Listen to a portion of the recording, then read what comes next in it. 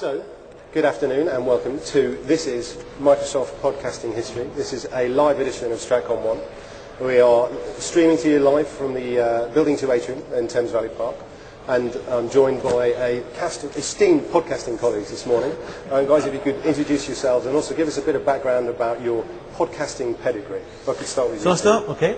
My name's Pete Cogle. I've been with Microsoft for only 13 months now, but I've been podcasting for nearly 2 years. Predominantly in the music field, so I have a couple of podcasts that are all about music. You can find out more if you want to by coming and see me later on. I'm not going to go into that now, but I've been around quite a while and I've learned an awful lot. And when I first got here, I set up a podcast for the citizenship team, all about corporate social responsibility and citizenship, which was really successful. But there wasn't a platform or a mechanism to release these podcasts quite so easily. Yeah. So now I'm really pleased to see that Academy Mobile is here, and our second podcast, which we're going to be calling Geek Pod, was released yesterday. It's all about our team in the Global Technical Support Centre. It's all about the technology, the things that they do, life and stories in their world, and hopefully that's going to be very exciting, and it's going to be part of Academy Mobile. Nice one. Thanks, Pete. And we've got a special guest, John. Hi. Introduce yourself, John. Hi, I'm John Buckley. And I guess I would define myself as a writer and a podcast producer. Most of my podcast output is based in the field of citizen journalism, which I do in a bunch of different ways. I have two sites on that, one more on the social media side, which is a site called Citizen Scoop, and another one called Dissident Vox, which is more, I guess, political, historical research, analysis, that kind of stuff. I got into podcasting, I think it was January 2005, so at that time there were probably about 6 or 7 people actively out there going, we're podcasting. In what was called the Britcaster community, and eventually got involved in a bunch of stuff related to that, conferences, PodCamp this year, and also Podcast User magazine, which I'm news editing now. And I mean, podcasting for me has just been a very interesting journey. So that's where I'm at the moment. Brilliant, thanks, John. And Tony? My name's Tony Cox. Hello. I think I'm probably the noob. I've been podcasting now for about 2 months.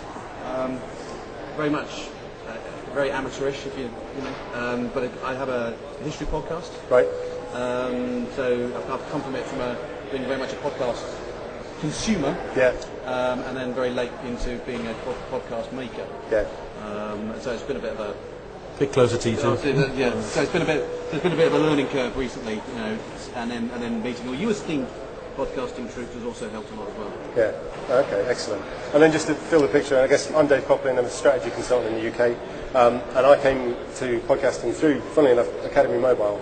Just all I don't do, I mean, you guys are my heroes because you do stuff in the real world. I do stuff just in Microsoft, so I've got a safe audience, you know, I don't have to worry about anything like that. And I'm also talking to a bunch of guys who technically care about the subject matter. Yeah. And so I do 2 weekly podcasts on strategy consulting.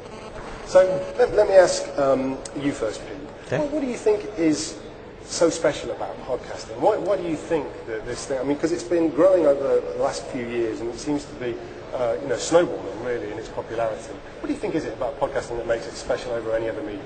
To me, it's about the fact that anyone can do it. It's about the fact that you've got something that is very, very easy. I'll just demonstrate it to my guys at work here that with a very small piece of equipment and a free editing software, you can create something that is really, really intriguing, really, really interesting, and hopefully you inspire them to go on and do extra things. Yeah. So to me, it's about hearing the voice. I read, but I don't read as much as I listen. I have a long commute into work in the morning and in the evening. So to me, hearing something that I can take into my subconscious as I'm driving is absolutely where I want to be, and that's what got me into it. And that's why I listen to so many different things. So it's great to hear history, politics, news, citizen journalism, music, whatever you want is all available to you. And it's not, as John always sort of says, don't fight the media or whatever, be the media. Right. You can become the media. Everyone wants to be their hero. Mine's John Peel, yours might be David Starkey or some sort of history person. Yeah. But it's all about being that person. You can do that. Yeah. That's what it's about for me. Yeah. And is that similar, John, for you in terms of how you got into podcasting? Was that sort of the Yes, I think so. For me, podcasting is very much about, how I would define it, I guess, is that it connects me to communities that I'm interested in, and helps me and enables me to participate in those communities. What I like about podcasting is it and blogging and social media in general is that it enables you to connect with people within niches or within groups or areas of interest and then elaborate by having conversations with those people. It's very.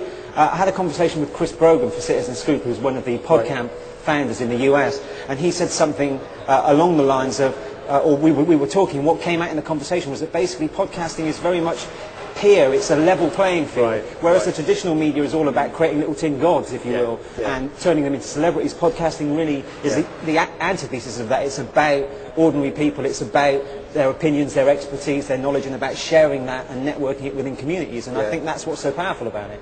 It's personal and social. And accessible as well. Yes, extremely so, Yeah. And Tony, what about you? I think my affection for podcasts and podcasting has kind of come from the love of radio. Right. And the kind of intimacy that radio brings. Yeah. We were talking about it earlier on, and that whole intimacy that radio brings, and I think that I was talking about something you mentioned, John, is really because we've now kind of wrestled that medium in a way away from the big producers or the kind of tin god environment.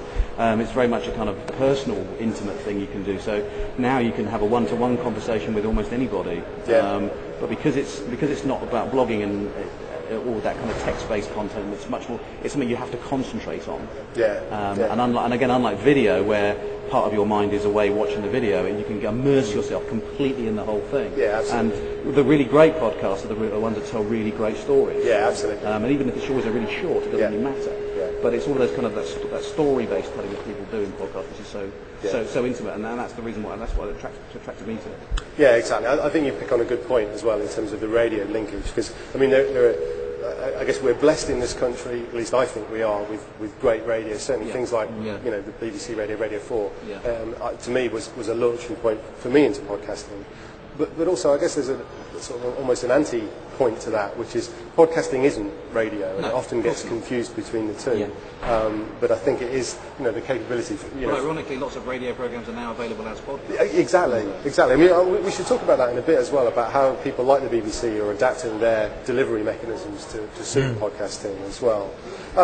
So talk to me about the schedules that you guys use in sort of putting your podcasts together. And talk to me about the creation process. I know some of you do a regular show, some of you do a less regular show, but it's a focus and it's on a theme. So let's start with you, Tony. I mean, your binge thinking. Mine's, because I'm fairly new at this, I still haven't really worked out a kind of common schedule, if you like. It's very much about wrapping it around, normal everyday life. A full-time job, and all the kind of things you've got to do at home, and also then try and squeeze in the podcasting creation process. And I probably made a difficult hill for myself to climb because of the history podcast, there's the whole research piece before, a lot of reading and stuff. Because by the very nature of it, you want to do it that's going to last more than 10 minutes. And to be honest, I don't think I can ad-lib for 45 minutes on a particular subject. So it's quite heavy. It's not heavily scripted, but it's kind of largely scripted, so I know exactly where I am. So I don't lose my thread. I don't go back in circles and all that kind of stuff. So I would guess that the actual creation process is 95% all the preparation stuff, and actually the recording bit, the mixing, the editing, and then all the MP3 and uploading, all that kind of stuff is actually a tiny proportion of what time it takes. The problem is it does take an extraordinarily long time. I did not really understand when I got into this just how long it would take to produce